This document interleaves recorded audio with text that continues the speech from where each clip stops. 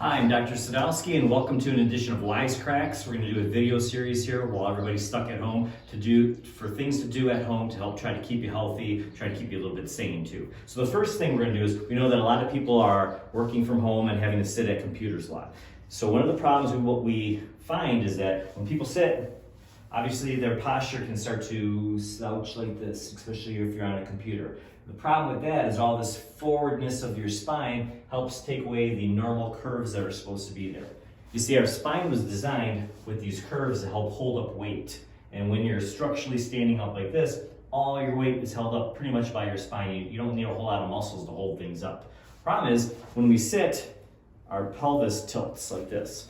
So this part tilts, taking away the curve and actually sometimes even bowing it out backwards, which causes a tremendous amount of stress not only on the lower back and the hips, but also on the upper back. And when the upper back starts to slump forward and people are like this, all the nerves that come through here, they get stretched and pulled. And that's why people often get that falling asleep, that tingly feeling in their fingers, and that numbness and achiness. Also, when we have head forward posture, that pulls on these muscles, making these muscles help to try to hold up our head all day. And your head, it's kind of like a bowling ball, where if you can hold up a bowling ball, you hold it like this, you can do it for quite a long time. You start to hold it out in front of you, and it really starts to pull, and it pulls on those muscles. That's these muscles of the neck here, causing not only neck tension, shoulder tension, but headaches. And during these next couple of weeks, there's enough tension going around, especially if you watch the media. That can really stress you out. So that's one last thing we need here. So how do we change how we sit to help compensate for this?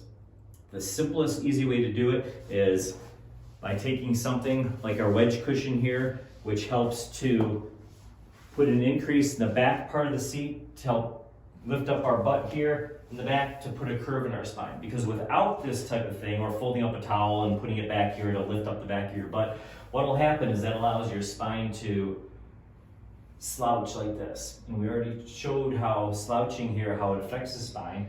So trying to sit up by yourself uses muscles. And you're only gonna use those muscles for about 10-15 seconds. You're probably gonna forget about it and go right back to this. So by taking a wedge cushion or folding up a towel about so thick, setting it on your chair but towards the back of your chair, helps to lift up the back part of your pelvis here. When the back part of your pelvis is lifted up, it puts a curve back in your spine, naturally. So even with that curve there, even if you try to slouch, your body hardly lets you because it's mechanically more sound like this. So that's really cool.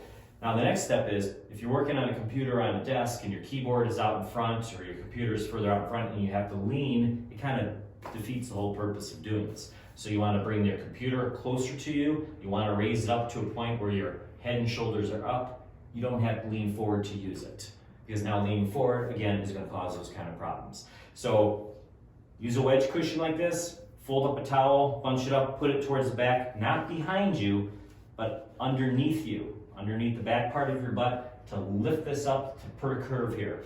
When you have that, now you can sit, relax, your body won't slouch, and you won't be pulling on all those nerves that go down to your hands there.